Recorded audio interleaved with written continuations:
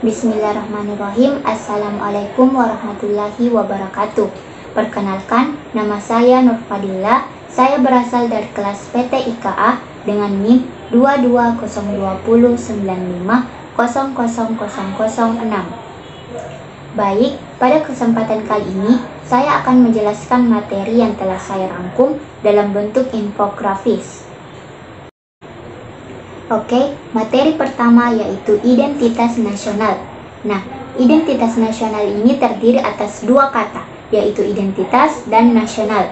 Identitas yang berarti jati diri, ciri-ciri atau tanda-tanda yang melekat pada diri seseorang sehingga kita bisa membedakannya dengan orang lain. Sedangkan nasional ini adalah kelompok-kelompok persekutuan yang memiliki cakupan lebih luas atau besar. Nah, jika digabungkan, identitas nasional adalah jati diri, yakni ciri atau karakteristik, perasaan dan keyakinan tentang kebangsaan yang membedakan bangsa Indonesia dengan bangsa lainnya. Jadi bisa dibilang identitas nasional itu adalah pandangan hidup bangsa, kepribadian bangsa, filsafat Pancasila, dan juga sebagai ideologi negara. Nah, identitas nasional ini berfungsi sebagai alat pemersatu bangsa, ciri khas bangsa, dan juga sebagai pedoman hidup. Bendera negara Indonesia, bahasa Indonesia, lambang negara, serta lagu kebangsaan Indonesia merupakan contoh dari identitas nasional yang telah diatur oleh Undang-Undang Nomor 24 Tahun 2009. Identitas nasional itu penting karena merupakan jati diri bangsa dan menjadi faktor yang membedakan suatu bangsa dengan bangsa lainnya. Pancasila juga bisa dikatakan sebagai identitas nasional yang bersifat non-fisik karena Pancasila mencerminkan watak dan perilaku manusia Indonesia sehingga kita bisa membedakannya dengan negara lainnya atau bangsa lainnya. Nah, cara untuk mempertahankan identitas nasional yaitu dengan cara mengembangkan sikap nasionalisme, pembinaan jati diri bangsa Indonesia, pelestarian budaya, dan melakukan bela negara. Maka, sebagai warga negara yang baik, kita harus mempertahankan identitas nasional di era globalisasi seperti sekarang ini. Yang kedua, kita harus mengembangkan jati diri bangsa Indonesia. Nah, yang ketiga, kita sebagai mahasiswa harus ikut berpartisipasi dalam mempertahankan identitas nasional. Materi kedua yaitu integrasi nasional. Nah, integrasi nasional adalah proses penyatuan berbagai elemen, unsur, dan bagian-bagian yang terpisah dari masyarakat menjadi satu kesatuan yang lebih bulat sehingga bisa menjadi satu bangsa. Nah, kebalikan dari integrasi yaitu disintegrasi yang memiliki arti ketidakpaduan dan keterpecahan di antara unsur-unsur yang ada. Nah, adapun jenis-jenis dari integrasi yaitu integrasi bangsa, wilayah, elit massa, nilai, dan tingkah laku. Nah, tantangan kita untuk mempertahankan integrasi nasional itu bisa berasal dari dimensi horizontal, vertikal, dan era globalisasi sekarang ini. Jadi bisa berasal dari pemerintah, masyarakat, ataupun dari bangsa lain dan negara lain. Integrasi nasional itu penting karena untuk membangkitkan kesadaran akan identitas bersama, menguatkan identitas nasional, dan membangun persatuan Indonesia. Materi ketiga yaitu konstitusi nasional. Nah, dalam arti sempit, konstitusi merupakan suatu dokumen atau seperangkat dokumen yang berisi aturan-aturan dasar untuk menyelenggarakan negara. Sedangkan dalam arti luas, konstitusi merupakan peraturan, baik yang tertulis maupun tidak tertulis, yang menentukan bagaimana lembaga negara itu dibentuk dan dijalankan. Konstitusi itu sangat penting karena membatasi kekuasaan pemerintah, membagi kekuasaan negara, dan memberi jaminan hak asasi manusia bagi warga negaranya. Jadi, tuntutan perubahan dalam Undang-Undang Dasar Negara Republik Indonesia tahun 1945 yaitu MPR melakukan perubahan secara bertahap dan sistematis dalam 4 kali perubahan. Nah, adapun isi muatan dari konstitusi yaitu organisasi negara, hak asasi manusia, prosedur mengubah undang-undang dasar, larangan mengubah sifat tertentu dari undang-undang dasar, dan cita-cita rakyat.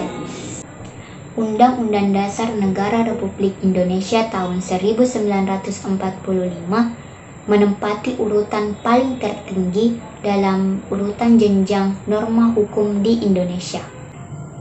Nah, berdasarkan ketentuan ini, secara normatif, undang-undang isinya itu tidak boleh bertentangan dengan undang-undang dasar. Namun, jika suatu undang-undang dianggap bertentangan isinya dengan undang-undang dasar, maka akan melahirkan masalah konstitusionalitas terhadap undang-undang tersebut. Nah, di sini warga negara dapat mengajukan pengujian konstitusionalitas suatu undang-undang kepada Mahkamah Konstitusi atau MK. Materi yang keempat yaitu kewajiban dan hak. Nah, hak adalah segala sesuatu yang memang harus didapatkan atau mutlak sejak manusia itu diciptakan, sedangkan kewajiban adalah segala sesuatu yang harus dilakukan atau dilaksanakan oleh setiap masing-masing individu untuk bisa mendapatkan haknya secara layak. Maka, hak dan kewajiban itu bersifat timbal balik, seperti warga negara memiliki hak dan kewajiban terhadap negara. Sebaliknya, negara juga memiliki hak dan kewajiban terhadap warga negaranya. Nah, contoh dari hak warga negara yaitu hak untuk hidup, hak untuk mendapatkan pendidikan, hak untuk membentuk keluarga dan melanjutkan keturunan, dan hak atas pekerjaan dan penghidupan yang layak. Sedangkan contoh dari kewajiban warga negara yaitu wajib membayar pajak, wajib melakukan pertahanan dan keamanan negara, wajib untuk menghormati hak asasi orang gila, dan wajib untuk tunduk kepada peraturan undang-undang.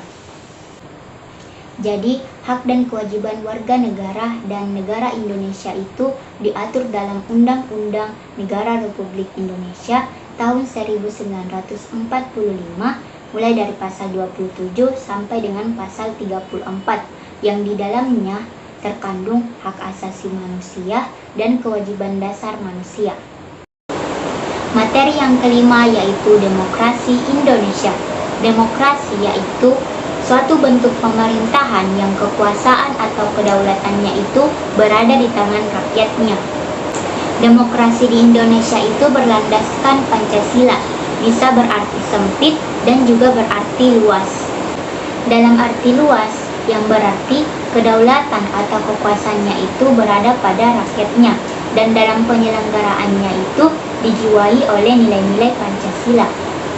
Sedangkan dalam arti sempit, yang berarti kedaulatan rakyat yang dilaksanakan menurut hikmat kebijaksanaan dalam permusyawaratan perwakilan.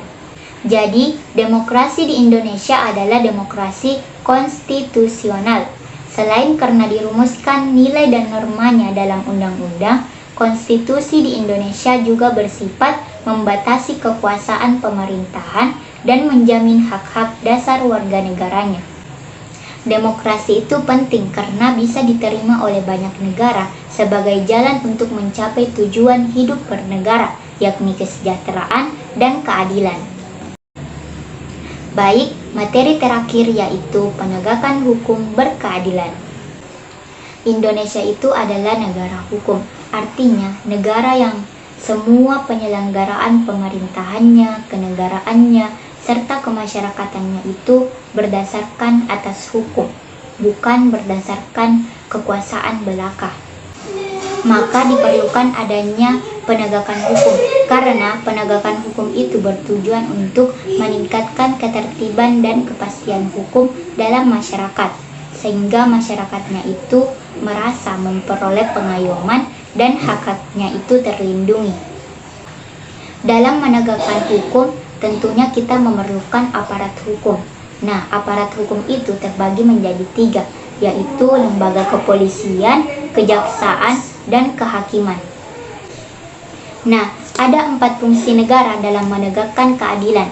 Yang pertama, melaksanakan penertiban dan keamanan. Yang kedua, mengusahakan kesejahteraan dan kemakmuran rakyatnya. Yang ketiga, pertahanan. Dan yang keempat, menegakkan keadilan. Jadi, keadilan memang harus ditegakkan karena termasuk dalam 4 fungsi negara. Lalu ada 3 unsur penegakan hukum. Yang pertama, kepastian hukum. Yang kedua, kemanfaatan. Yang ketiga, keadilan. Lalu, mengapa sih kita harus menegakkan hukum? Nah, penegakan hukum itu penting diupayakan secara terus-menerus karena bisa meningkatkan ketertiban dan kepastian hukum dalam masyarakatnya, sehingga masyarakat itu merasa memperoleh perlindungan akan hak-hak dan kewajibannya. Namun, dalam menegakkan hukum di Indonesia, kita masih menghadapi masalah dan tantangan untuk memenuhi rasa keadilan masyarakatnya. Baik, demikian pemaparan materi yang telah saya lakukan terkait dengan infografis yang telah saya buat. Saya berharap materi-materi yang telah saya jelaskan bisa berguna bagi saya sendiri dan juga orang lain. Lebih dan kurangnya mohon dimaafkan. Wassalamualaikum warahmatullahi wabarakatuh.